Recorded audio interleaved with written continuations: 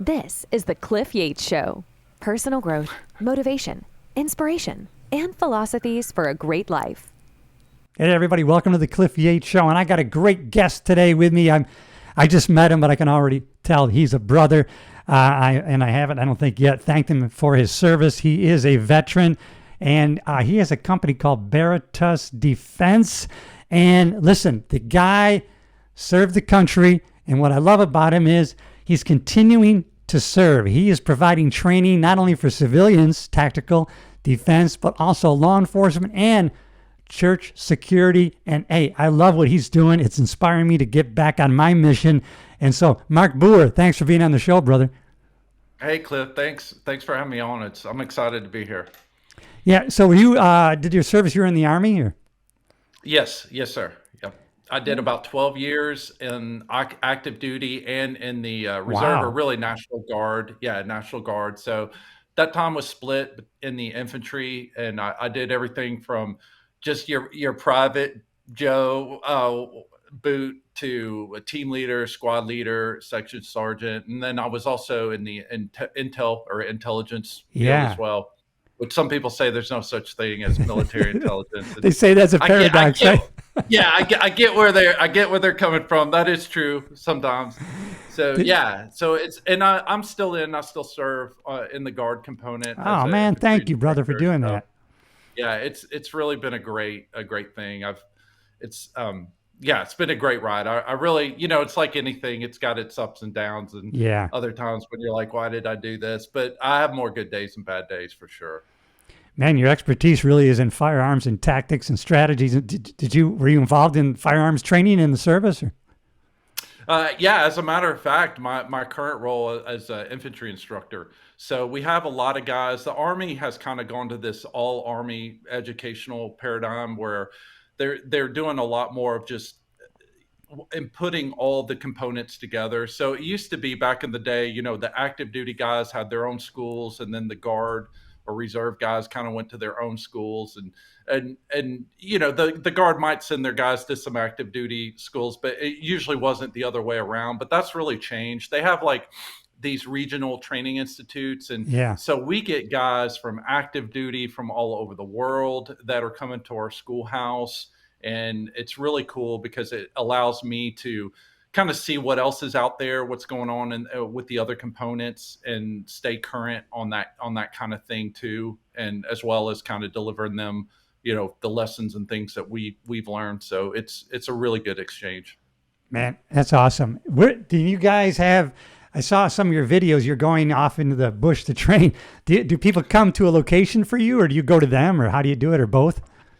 Well, are you talking about on my company or with the military stuff? No, like at your company. Let's say you're going to train maybe a church group or something. Do people come to you?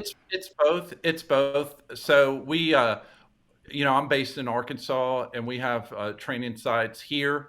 But I also am active in other states. I mean, at some point, I've probably run a training event, whether it's for the military or law enforcement or civilian, in almost every state in the union. But I have some places, and not all of them are firearms classes. It just depends on what the nature of the training is. But some states I go to more often than others. And right now, I mean, besides Arkansas, Pennsylvania is really hot. I've been going there for a long time. There's something in the water up there with those people. I love it.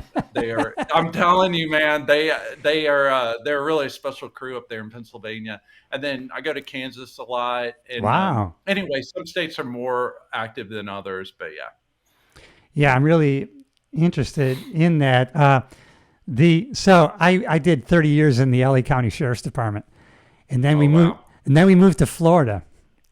And I don't know if you've experienced the difference in the mindset around the country we were pretty much, when we were off duty in LA, you're pretty much demasculinized, man. I mean, and I came out here to Florida, and a guy who was really paying attention, he was a law enforcement guy on the safety team at the church. So he spotted me. Hey, you're new here to the church, right? Hey, and so he was checking me out. And it's a big church. I mean, like there's a couple, 3,000-4,000 people, but so he heard my story and he goes, "Oh, we got to get you on the safety team," And so I talked to the head guy, And I go, well, I don't really want an armed position. I go, well, we really encourage that. We want you to be in an armed position. I go, wow, yeah, okay. But I mean, in California, it's totally the opposite. It's like, we really discourage that. And man, in Florida, they're really, man, they want you to carry. They want you proactive, man. And this church safety team out here is just amazing, man. They're on, we're training, we're doing things. Do you see different parts of the country? Oh yeah. It's the culture is, it's crazy. I mean, it's weird. You're in one country. It's called the United States, and I mean, I suppose we are in a lot of ways. Some of the culture is the same, but like when it comes to that topic, especially, man, you want to talk about a lightning rod. I mean, it is. Depending on where you go, and even within some states, you just go into different cities. Like I mentioned, Pennsylvania. Pittsburgh and Philadelphia are like the two major urban population centers in that state. And I was surprised when I were up there. There's a lot of rural area, or small towns. And I'm telling you, man, you get outside of the blue cities. I mean, they have a nickname for themselves. They call it Pennsyltucky. Yeah. And man, I'm telling you, I mean, those people, it's night and day difference, man. It's like you're driving into two different countries. I mean, once you leave Philly or Pittsburgh and you just drive through the countryside, you meet the people and stuff. Not saying that there's not good people in those cities. I'm just talking about their view on weaponry, self-defense, self-reliance, really just being responsible for yourself, versus subcontracting it out or outsourcing it to somebody else. You know what I mean? It's just a totally different way of viewing the world. And it's amazing that with even the same like geographical location, you can get that kind of disparity. It's really crazy. Yeah, I hear you, because I grew up in upstate New York, way upstate, and I was a cop there for 5 years. I mean, we had 30 deputies, and I mean, talk about rural. I mean, it's funny. Yeah. It's almost like two different Americas, even where my mom is right now near Rochester. And so, there was a friend of mine up there. He was at our summer area, and he said, yeah, a guy called me down. He lives in one of the Finger Lakes. He goes, he wanted to borrow my truck. I told him, go get it. The keys are in it. Some of these places, man, they still leave the keys in. My mom doesn't lock her doors. Oh, yeah. I mean, where we grew up, I mean, it was very much like that. And, I went through, was originally lived in South Arkansas, close to the Louisiana border. And I was in a very rural area. It was like a K through 12 school. There's like maybe 300 kids in the school. And I remember, being on the school bus, pulling into school, and the kids that were driving their pickup trucks, their deer rifles are hanging up in the back of their truck, on the glass. Remember, like, and every once in a while, you'll still see an old timer in a Chevy with the gun rack in the back with the gun. And nobody thought it. These are juniors and seniors in high school. You didn't think twice about it. Yeah. With guns in your truck. Nobody batted an eye. I mean, absolutely nobody batted an eye. Yeah. It was not a big deal. You weren't going to get in trouble for it. It just, the gun stayed in the truck. And I mean, we had fights at school and stuff like that, just like anything else, but nobody would have ever thought about it. Never considered. Hey, dude. But I'll tell you one thing, when people talk about it, the guns didn't change. I mean, it's the people. No, it's culture. It's the same gun manufacturers. Yeah, it's a culture. And so, when we're, these folks that want to ban everything and kind of turn everything into a nanny state, I mean, you can look at the countries that have tried that, and they're no better off for it. It's like there is a problem. I'll admit it's a problem, but it's not a equipment problem. It's not the thing. It's a people problem, like you said, and that's where we need to be starting to turn our attention to. But even those folks, it seems like the things they're trying to do and indoctrinate people, I mean, they're just making it worse. So, in my opinion, so I don't know. I don't know if you knew I think it was last year, and now probably Arkansas too, right? You don't have to have a permit to carry anymore. You just right. So they recently they went and checked out the stats. I think it was a left-leaning place, and they were hoping to find an increase of crime, and they found a reduction. So that wasn't going to work for them. That narrative didn't fly. Don't talk about that anymore. Yeah. No, let's not bring that up anymore. Let's move on to something else. Yeah. Hey, brother, let me ask you about Arkansas, because When Yeah. we used to drive from California to our summer place in New York, we stopped in Little Rock Oh and yeah. we stayed at a little motel because we had a dog. And dude, I slept with my hand down by the bottom of the bed on my gun. It sounded like a war zone out there. Is Little Rock a bad area or what? Man, I tell you, I, yeah, it can be. There's I didn't even certainly think, there. I thought Little Rock, that's going to be a quiet little community. Well, no, I mean it's got some big city problems too. I mean, Yeah. I think you're pretty golden as far as most parts of the state, but yeah, Little Rock and some of those other parts of the metro can get a little hairy.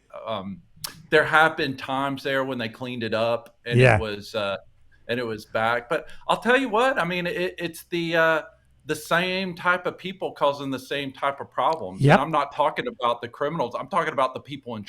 charge. You're right. It's just mismanagement, bad policy, you know, and that's what you get. You know what I mean? Yeah. You adopt those types of policies, and that's what you get, which is really too bad because I like Little Rock. I don't live there anymore, but I used to. Yeah. And when I got out of college, before I went to law school, I was living in Little Rock, and man, I loved it. They have this little area called the River Market, and they had just cleaned it up. They had run the gangs out. They had, Oh, great. basically scooped them up and started, sending them to prison.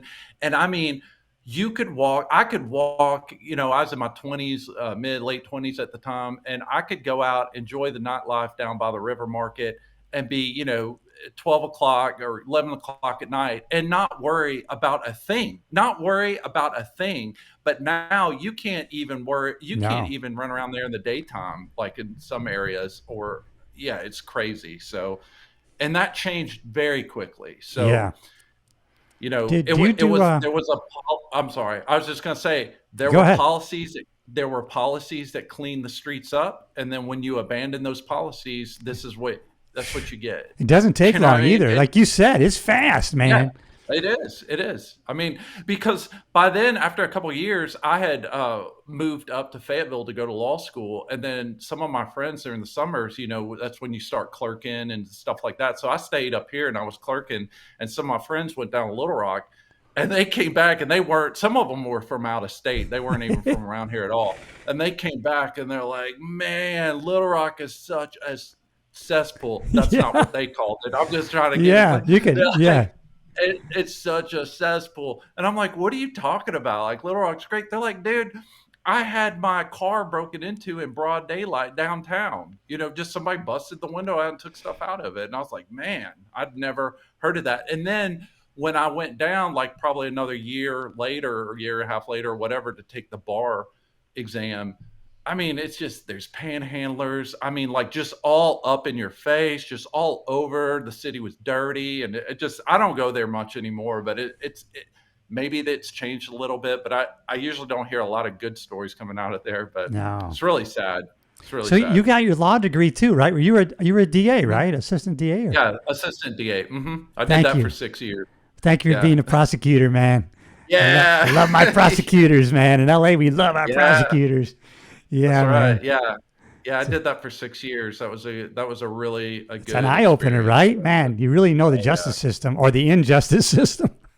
Yeah, there's both. I mean, and that's kind of one of the things I stress, in the training, that the things we do with civilians and stuff. It's just like, man, you really have to equip yourself, not just with knowing how to carry a gun or whatever, but there's this whole part that goes with it about understanding situational awareness, being able to Yeah. read the terrain or read the room or however you want to phrase that. I mean, there's a lot of soft skills involved with that too that come into keeping yourself safe.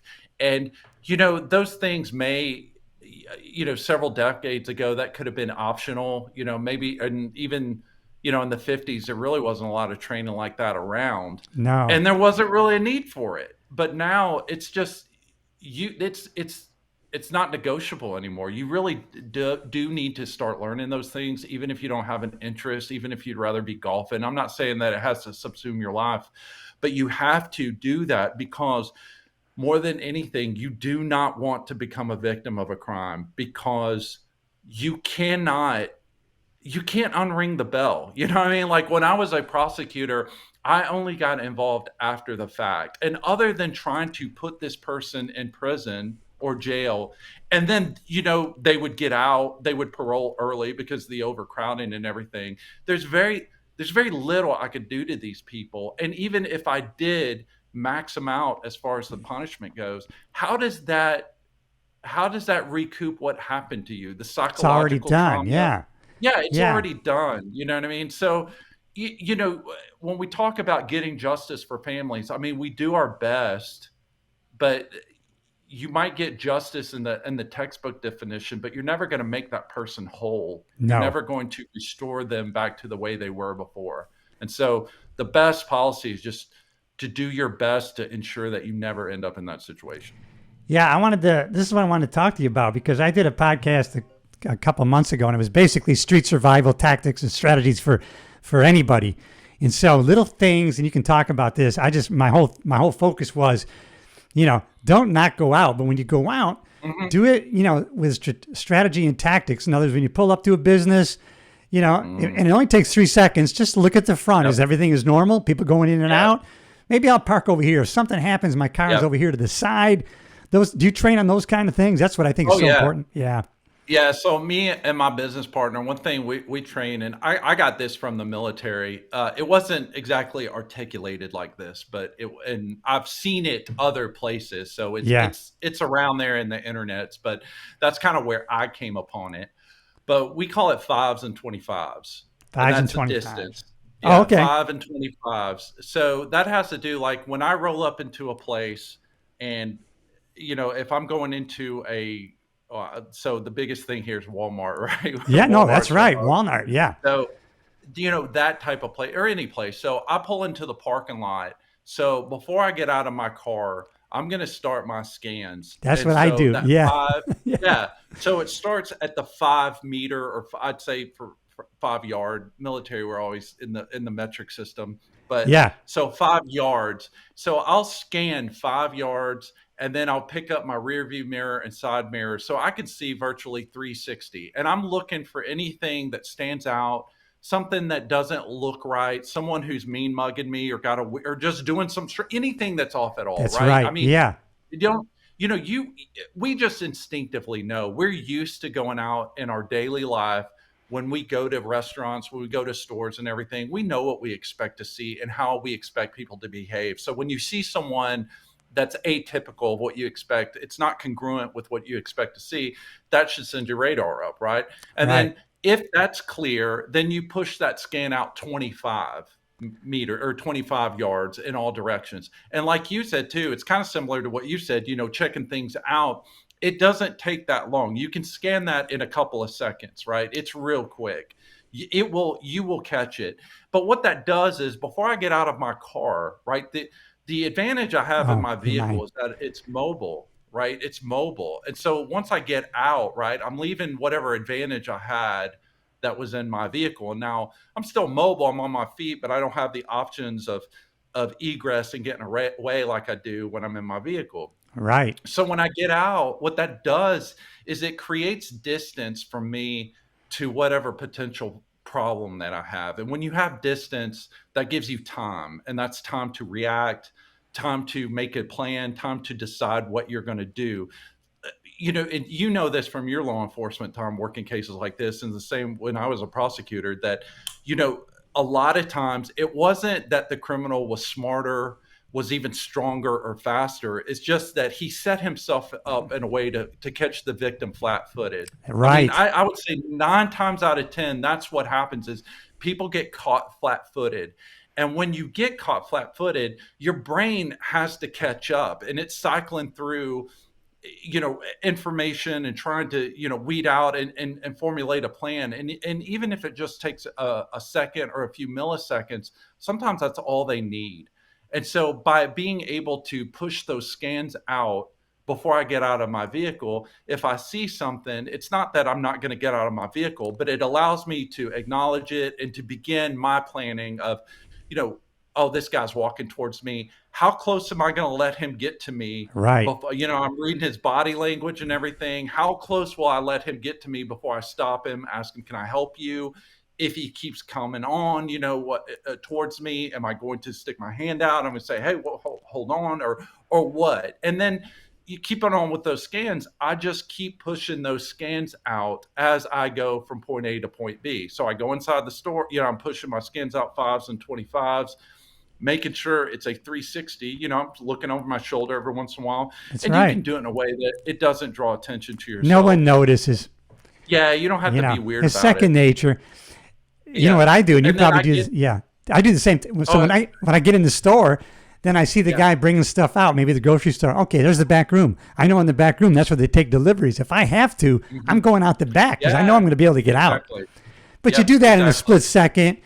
Okay, I already have 2 exit spots now, man, I can go to. You probably do the same thing. But yeah, absolutely. And so, when you're first starting out, it's a little, you got to get in the habit of doing it. But pretty soon, man, it's like, if I ask someone, if they're like, yeah, that seems like a lot of work, that seems like it'd be a lot of time. It's like, well, man, how long does it take you to look both ways before you cross the street? Yeah. Not long at all, does it? And can you have a conversation with someone if you're walking down the sidewalk and you got to cross the street? Can you carry on a conversation and look both ways, see if it's safe and cross the street? Yeah, because you've been doing it your whole life. Yeah. And all this stuff is just a little bit of practice. And after a while, like you said, it becomes second nature. And after a while, you don't even know you're doing it. You're just doing it. But you can have fun with it. You can just you can make it a game with your partner or whoever you're with, your wife or whatever. Hey, who can be the most aware of did you see this? Exactly. You make it a game, but that was my whole message. Don't get so you don't want to leave your house. But if you're going to leave your house, and I was doing another one about if you have to go to a large gathering or a large, that's kind of could be a dangerous spot. Put yourself in the best spot in the crowd. And notice where things can go wrong, right? Exactly. Yeah. Yeah, you don't have to. I don't subscribe to the bunker mentality at all. Of just staying at home and barricading yourself. That's not freedom, right? That's not freedom. Not at all, man. I want to live and I want to enjoy my life and I want to be able to go to concerts and go to events with my family. It's just I put myself in the best position to prevail if something were to happen. And and it allows me freedom. Really, it's ultimate freedom. I'm responsible for me. I'm not looking for somebody else to do that. And that stuff I think is the biggest.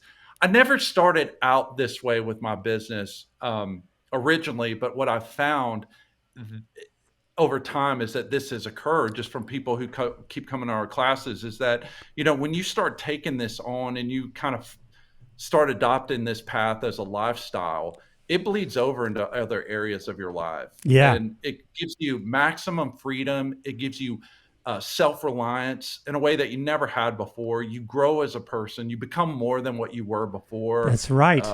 And that's the beauty of it. So for me, I'm really more about empowerment and building, people who are on their way to becoming more than what they were, growing, becoming stronger, more resilient and things like that. And I just use firearms and weapon tactics as the medium. Yeah, that's right. That. Yeah, I'm with you, man. You can get it other ways. It's just that happens to be what I use. Those are the tools that I use. But, ultimately, it's about becoming, seeking challenges, facing adversity, and it doesn't even have to be physical. It could be with work or with family or relationships or things that you're striving and you're becoming to become more. And anyway, the lessons that we learn is through this type of training. So I don't know. I didn't expect that when I started out, but that's kind of what it's grown into, and it's really cool. Yeah, I like that. I like what you're saying because I got into wanting to promote in the sheriff's department for the wrong reasons. Because you, as a sergeant, you get paid $1,000 extra a month as a sergeant, top step. Oh, and wow. So if you retire 70%, I mean, that's an extra $700 a month just for sergeant. So it was the wrong motivation. But when I got into it, man, you know what? Leading a team or leading a shift, man, it was the most fulfilling thing that I ever had did. So, I mean, I loved it, man. So Yeah. you have a big impact on people, and it was Yeah, really you really do. enjoyable. I'm like you. I'm Yeah. like I first went to like a kind of a motivational seminar 35 years ago or so. Jim Rohn was the guy, and Oh yeah. yeah, he said set a goal to be to be a millionaire, not for the money, not for what you get, but for what you will become in attaining it. And so it's more Yeah. important. And you spoke to that. I really appreciate Yeah. that. Yeah. So the Well, training, man. it's Yeah, awesome. yeah, it was funny. This might be some kind of esoteric weeds you don't want to jump into, so Oh, I jump into everything. Yeah. I can get off. But it's really I was on one podcast. I can't even remember exactly what the question, but they were just talking about purpose and how do you Yeah. find your purpose or what is your purpose? And I was like, man, nature designs you for your purpose. Absolutely. Yeah. You don't really have to look at it. You don't have to do a lot of for me, really a lot of internal struggle or whatever to find it out. You just look at nature. Everything with nature, it's kind of like that Nietzschean like will to power thing. Like everything in nature seeks to expand and to grow and to experience. You think about that little chick or that little duckling Yeah. in the egg, and it's just like, but growing and becoming more entails struggle and adversity and challenges. And we live in a society right now that doesn't want any of that. We want safety and comfort at all cost right now I don't get in it. this Yeah. society. I don't either. But that is the antithesis of nature. A nature is about struggle and it is about overcoming struggle to grow into something bigger. So when that duckling or that little chick struggles with all his might to crack through that shell, Man. right? And he's just exhausts himself as he tries to clean out of it. But now he's opened up into a whole new world. Yeah. And now he's onto a new journey. It's like that struggle's over. And now there's more to come. And I think I feel like as a country, we've lost sight of that's something that the ancient warrior cultures and philosophers understood very well, Yeah. that struggle and adversity is natural. That is natural. It is good to expose yourself to that because that is where you grow and you become more, right? You Yeah. increase your capacity. And that's what I'm doing or I'm trying to do with No. myself, And I right? love And that it's, as I yeah. said in the beginning, I love that you train the civilians, which is great, and law Mhm. enforcement, and these church safety teams, which obviously is, after the Joel Osteen thing, look what happened there. I mean, Yeah. talk Yeah. about, man. Did you see that body footage on those guys and I've gals? seen a little bit. I always wonder where dudes get all this footage. I mean, like, because if you look on a news website, like for me, I'm trying to like after action review like what happened, but the news footage isn't going to show you like what you want to see of it and everything. But I'd love to get like some video, like So that's to do a good available. You ADR on can, so if you look at that, it's on YouTube. It's going to show you each officer's body camera. So you're going to Mhm. you're going to see like, you're going to see you're going to see people on their cell phones when this lady comes in. Mhm. You're Mhm. going to see these security guards that are really advancing, and you got these two uniformed they're really kind of hanging back. And then you look at theirs, and Yeah. they're going, we got to move it. We got to go. We got to go. Yeah. God help us. Yeah, get going. You know what I mean? It's an active Yeah. shooter because you Yeah. hear boom, boom, boom, boom. Oh Yeah. man. I mean, and you see the kid that gets shot and killed there, and I mean, it's pretty horrendous. It's weird what she was Yeah. yelling. I didn't realize because I had watched some body footage where they were going, "Hey, be careful! It could be a bomb." I didn't know where are they getting that from. So on the other Yeah. gal's body camera, she kept yelling, "I got a bomb! I got a bomb in here! Don't stop shooting at me because I got a bomb." So she kept telling them she had a bomb. Oh yeah. But check that out because I think it's going to Yeah, be I good will. for your tactics and stuff. But Yeah, for sure. it was interesting, man. But yeah, we got at our little church. It's not that little, but I say for every service we got about 12 guns going, and then we got Yeah. two uniformed deputies too. So we got somebody behind the pastor's family, one on each side, one behind the stage out of sight, and we got two in the back and two Yeah. in the balcony. We're covered pretty good. Good, Yeah. good. Yeah. So what's so funny is again, a lot of this is driven by media, right? Whatever the media wants to put the Yeah. spotlight on. And So active shooter is statistically speaking the least likely thing that's going to happen in your church, but Right, it right, might be low probability, but it's high consequent, right? It might be right. the least likely thing, but if it happens, it's catastrophic. Like that Yeah, could shut the church down. We could lose life, or like irreparable harm, right? So you have to plan for it. But I always tell these guys, I'm like, sometimes that's where people want to start. And I'm like, hang on, partner. That's kind of like putting our socks on over our boots. You know what I yeah, mean? Like if that is the least likely thing to happen to you, but that's what you're focused on, think of all the other threats, all the other things that could come in and harm you that it's not even on your radar. And the reason why is because the only time church makes the news is either if a pastor's caught in a scandal or someone gets shot as a church. You know what I mean? yeah, Like they're yeah. never, you're never gonna look on your national media and see like, hey man, the church fed 500 people in this community. They're not gonna Never report going to that. They talk want about that. No. they want how did it involve sex or is there a dead body there? If other than that, we can't sell ad copy, we can't sell ad space, and news outlets are in business to make money. So those are the sex and violence sells, right? Yes. So anyway, just kind of, but yeah, I mean, and it's funny too, like, or I say funny, but it's interesting too when you start studying dynamics of violence, especially within churches. I see kind of two different ways threats manifest. You can have, well, really three, but you got the active shooter type thing. This is the guy or gal who's coming in and they're just shooting anybody, Yeah. like as many people, wherever, and they may not even really have a good plan. They're just kind of coming in there and Yeah. shooting the place up. But then, so that's kind of the general type violence. The other one is like a targeted violence. And this is where there's someone is they don't care about anybody else. There's No. one person or a group of people, like the pastor or the minister, or um, it could be an estranged Yeah. lover, like that's happened too. Yeah. And the active shooter, the general violence, those are things that security teams can deter. You can detect those, and you Right. can deter that.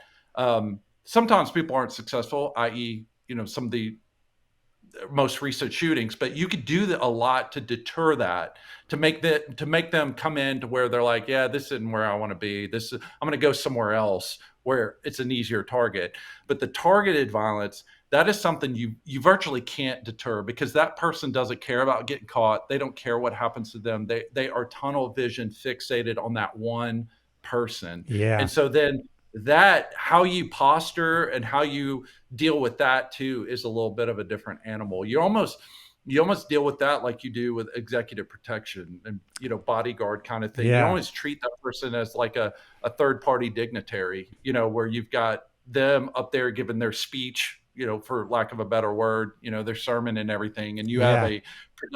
a protective detail kind of dedicated to them. So if something happens outside in the parking lot, those people aren't going to get involved, right? They are going to take that minister, take that person, and usher them off stage while other members of your team deal with whatever's going on in the parking lot or whatever. But it's interesting. Just a couple things that I find people don't differentiate where maybe they should. But Yeah. No, I'm glad we kind of, no, I'm glad the team that they got where I'm at, they're focused kind of, on triaging health emergencies and those kind of yeah, things. But yeah, they mhm, try to do everything. But yeah, yeah, because this you read like this pastor, he's a good old boy from Tennessee, and he hunts and yeah, fishes, and it's a Bible based church, but he's got yeah, ADD, right? So, I mean, if there's movement, he sees it, so he gets distracted, so he likes to keep yeah, not too much movement going on. He gets distracted. yeah, yeah. That's funny. Yeah, he's That's a good funny. old boy. Yeah, He used to say he never liked to bring up that he was a hunter because people get upset about it, right? He get nasty letters. So he used to say, when I'm out doing my nature walks, that really meant he was out hunting, but he didn't like to yeah, say it. yeah. Now he just says it. He doesn't care. But That's funny. he's a Yeah, good old boy, man. He's funny as hell. God, I that is love it. funny, man. Yeah, I mean, well, there's another thing like the hunting thing. Like I can. I mean, so I grew up hunting and fishing too, right? Yeah, So it's just kind of something you do down here. But like I could respect somebody if like they're 100% like vegetarian, straight down the line, not gonna, don't eat any meat or whatever. But and even though that has its problems just with like the way we do commercial farming and Oh everything like yeah. that, even if you're just eating vegetables and stuff like that, the Yep. way that the impact that has on ecosystems and killing other animals, I mean, you're still participating You in that. are. Yeah. But for the folks that eat meat, like they don't think twice about eating a hamburger for this this cow that was slaughtered and Yeah, they're they did this like hypocrites. meat Yeah. processing, but they would never sully themselves to go out and Oh actually yeah. engage with what our ancestors have done for thousands of years to really responsibly take that game and use every part of it, or and eat it, take it yourself and eat it and share it with your family. You know what I mean? It's like crazy. I remember Just my wife and crazy. I were in Spain and we went to a bullfight. My God, we got hate emails and this stuff. These people eat meat. You know what I mean? Do they know what happens on their chickens and I their know. pigs and all Yeah. these bulls? I mean these what I call them these bulls, and they get fed to these orphanages and whatever. But oh my Yeah. God, Yeah. so that's crazy. But I don't know. Yeah. People are Jeez. emotionally, I mean, they're emotional, right? Yeah, All of these arguments, when you get down to it, emotional. Yeah, instead of that we're having yeah, in society, doesn't matter what side of the aisle you're on a lot of times. It's just they're generated by emotional. I mean, yeah, there's no people coming together to have a rational discussion. When they say, well, let's talk about responsible whatever XYZ fill in the blank, it's never driven by statistics or yeah, data or anything like that. It's just about emotion. And it let's get, this whole thing with like, I'm not a scientist or anything, but I could see just like with electric cars and getting off of carbon fuels and everything. And it's like, we get this. Well, how do you think you're powering these electric cars? yeah. How do you think it's being generated most oftentimes by coal fire plants, like whatever. Or if you've seen the lithium mines or wherever Oh yeah, these I mines, have. what they do to the environment to make these batteries, it's I mean, it's just amazing. But the people, they don't know, they don't want to educate themselves. It's just like, hey man, we want a clean environment is good. You want clean water, do you? Well, yeah, I want clean water. And so therefore, ergo, enact this policy regardless of whether it works or not. Does it make us feel better that we did this? And if it does, let's not concern ourselves with whether it works or not. That's Yeah. what it seems to me. That Well, is what it's it seems to so me. I don't. ludicrous, right? We don't want to drill, but we'll buy from Venezuela. They're drilling into the same earth that we're drilling into. What are you talking? Just Yeah, I know. It's just I don't understand it. I would like someone to sit me down and explain it to me, because yeah. I I feel think like yeah. I'm not the smartest dude in the world, but I have gone to school. I mean, I've got a little bit, but I would like to see. I just need someone to explain it to me because it I don't make think it's a sense. destabilize. I mean, if you want to go deep into that, people want to get to a one world government or whatever. They want to destabilize our sovereignty, is what I think in the end, because everybody's kind of points things out to me. They want a one world, economy and Yeah, everything, and they show me these things, and I go, well, that makes sense why they're doing certain things. Yeah. yeah, Hey, how about yeah. these coppers nowadays? How's the shape? How is the fitness? I'm going to pivot a little bit on that. Yeah, I mean, I think so. Again, from my experience, it's anecdotal. I haven't looked at any research or anything on Yeah. it, but I think it oftentimes comes down to when you look at the officers on there, the guys that are on SWAT team Yeah. tend to be fit because They they got do to it be every fit. day. Yeah. Those are, and obviously it makes sense that the guys that they would do it even if they weren't on the SWAT team, right? Correct. They would be Yeah. getting their reps in. And so that's why those guys gravitate to those types of duties, those task force and stuff like that. Whereas the guys that don't, aren't as much in shape. And so, yeah, it is strange. I have seen officers, or I've even talked to officers before that, they may not fire a shot out of their weapon except one time a year when they go to qualify. So about Yeah. a week before They go and get a box of shells, and they uh, they practice the qual. They go past it because they have to, because it's part of their job, and then don't give it a thought after that. And I mean, hey, if that's how you want to roll, man, that's you. You're responsible. But like for me, I can't even imagine that, because especially those guys. I mean, I don't care even if you're in a small community, man. There's crime everywhere. There's a reason. If you exist in your capacity, I don't care if you live in a town that ain't got a stoplight in it.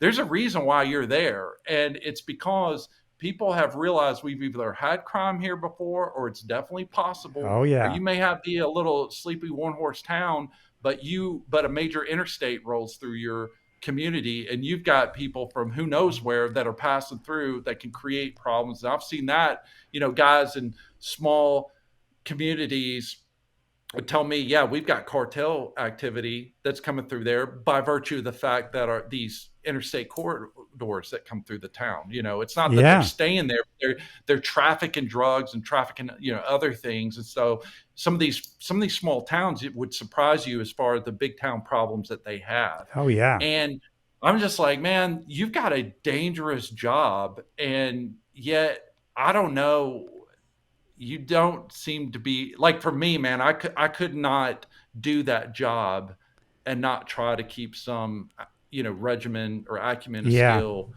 with my weapons, because it's not a magic talisman, man. That thing's not. It's No. not a magic wand I that would you can be, wave. And if I was going to do any kind of reform, and of course, this is how I would be. Maybe it's because this is who I am, anyways. But if you didn't, it's so ludicrous that you have to be at a certain fitness level when you graduate the academy, and after that, it doesn't matter. Man, mine would yeah, be every year you're testing. If you don't meet this level, you're fired. You can't even be on the job anymore. yeah, Oh, yeah, you've been on 18 years and you're out of shape. You're already fired.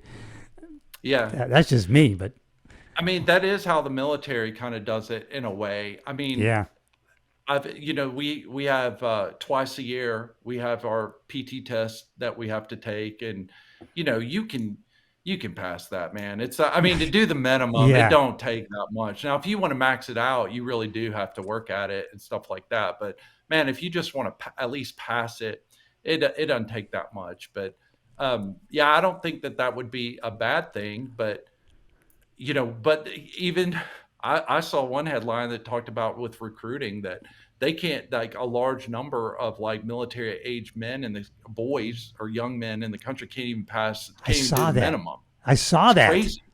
It's crazy, man. Man, and oh man, that's the country is really fitness wise gone to hell.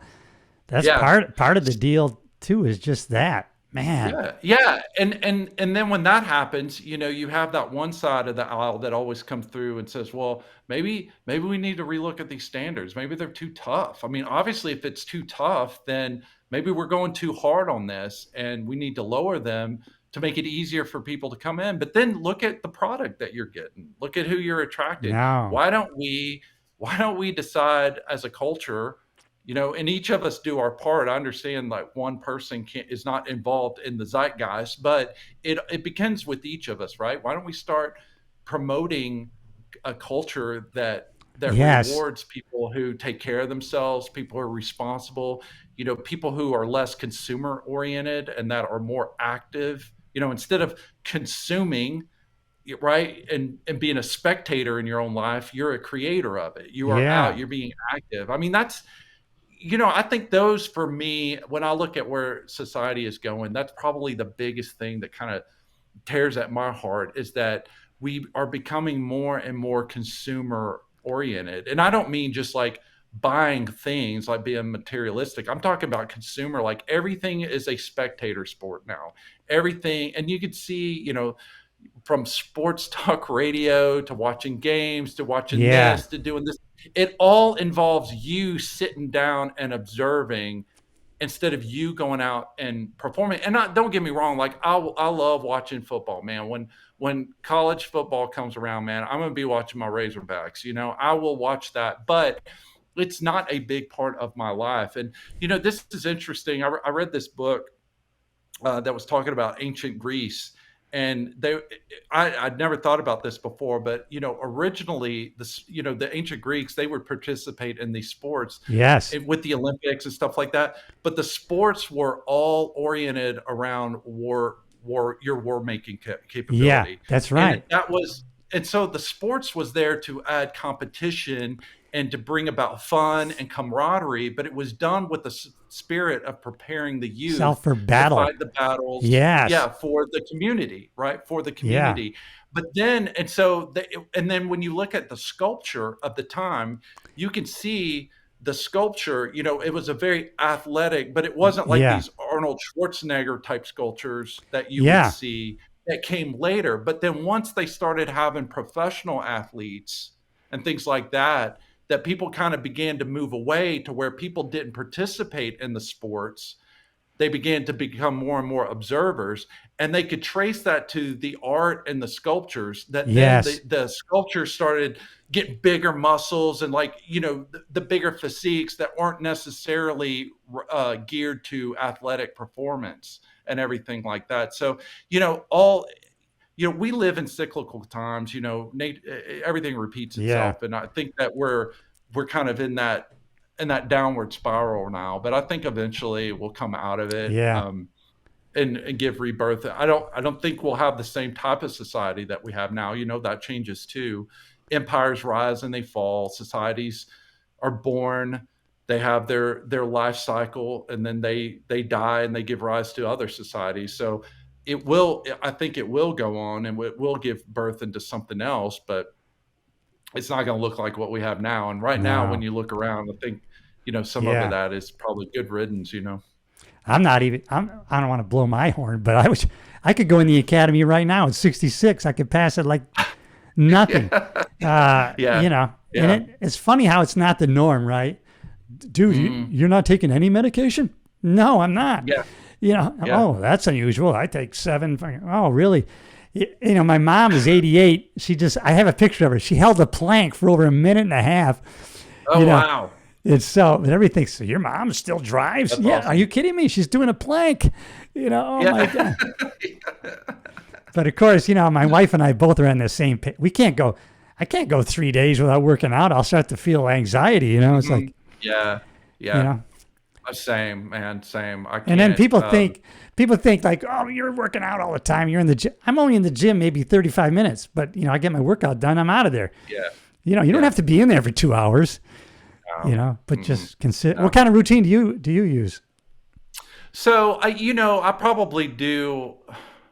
I'm lifting like 3 times a week, and I do, again, because it's a time issue. So I do kind of compound push-pull exercises. So I'll do a push-pull for upper body, push-pull lower body, and I'll do abs. And then I'll do some cardio 2 to 3 times a week. It just depends what my schedule is. And so I'll usually, one of those days, I'll go on a long run, kind of sustained cardio. And then the other day will be like a sprint.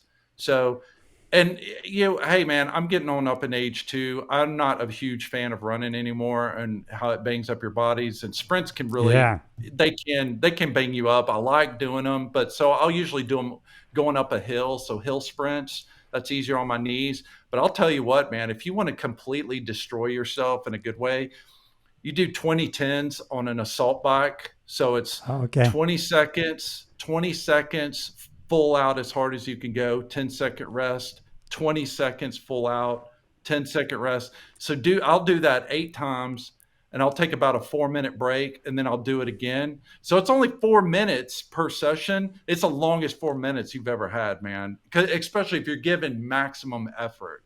And when you go on a long run, you can kind of bag out, if they're like, oh, I'm out of breath, I'm gonna slow it down. But man, on the assault bike, you can't hide from that thing, man. No. You know if you're giving it effort or not. And it's my least favorite exercise to do. I hate doing it while I'm there, but man, what that does for me, just cardiovascular, my VO2 max, my ability to run. Yeah.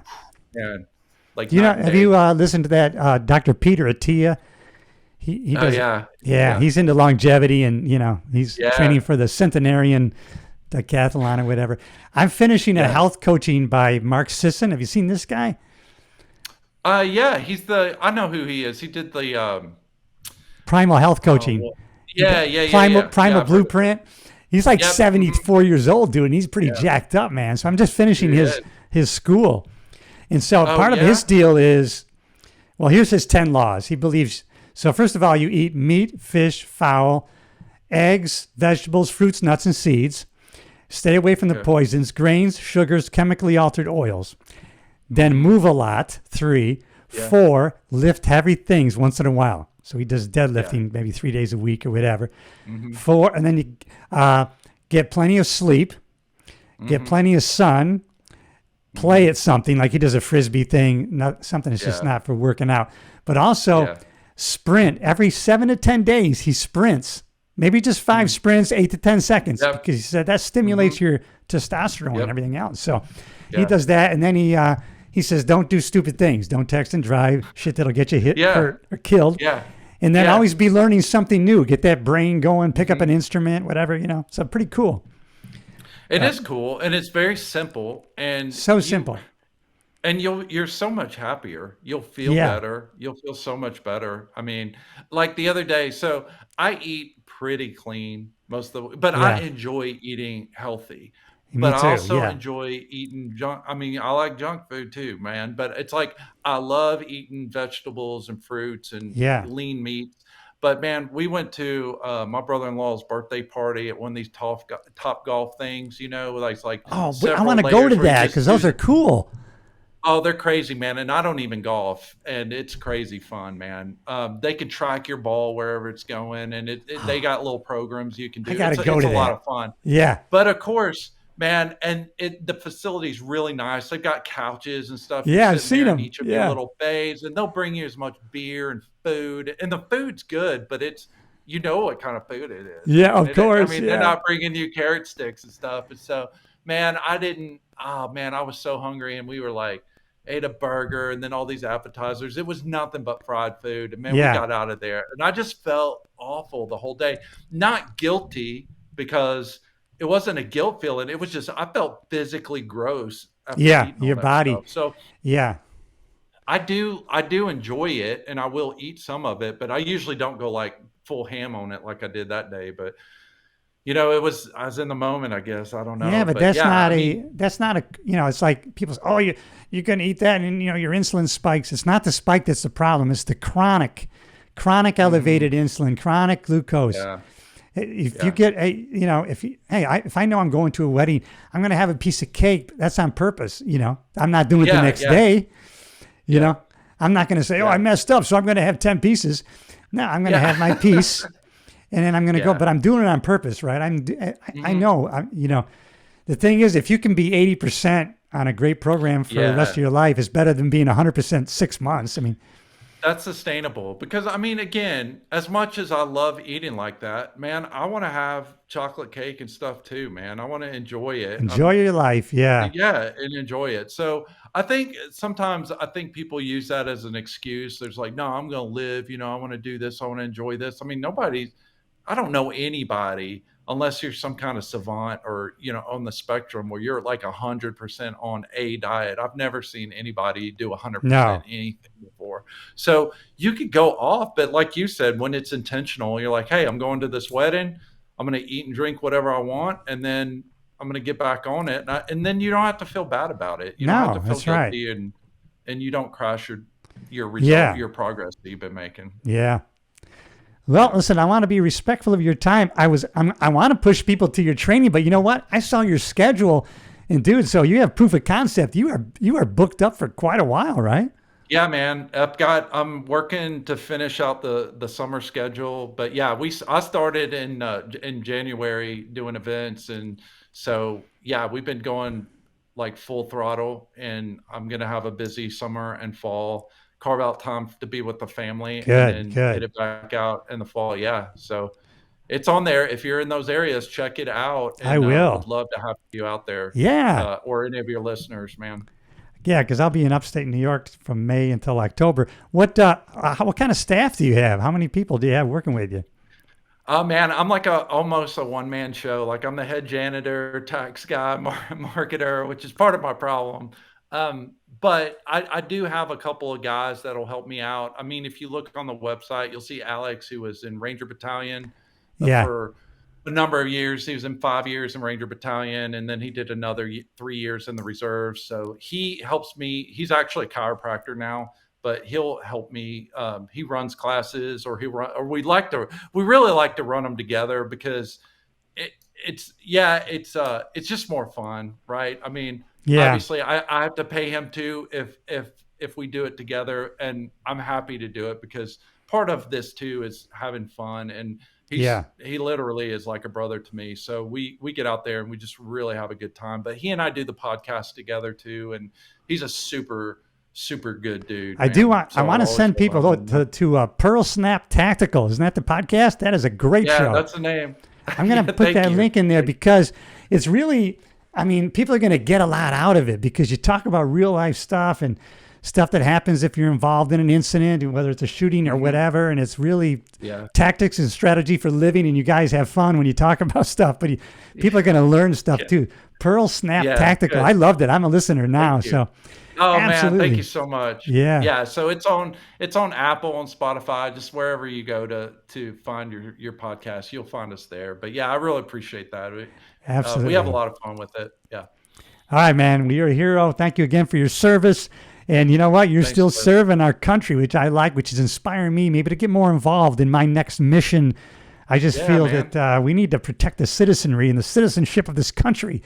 In our culture, man, you've got a lot of knowledge and experience, so don't let it go to waste. I won't, man. I won't. Push that out to your people. Yeah, I will, brother. And hang around for the. We'll do a little after show before I let you go. But thanks again, Mark Booher. You rock, brother. So thank you. All right, thanks, Cliff. Thank you.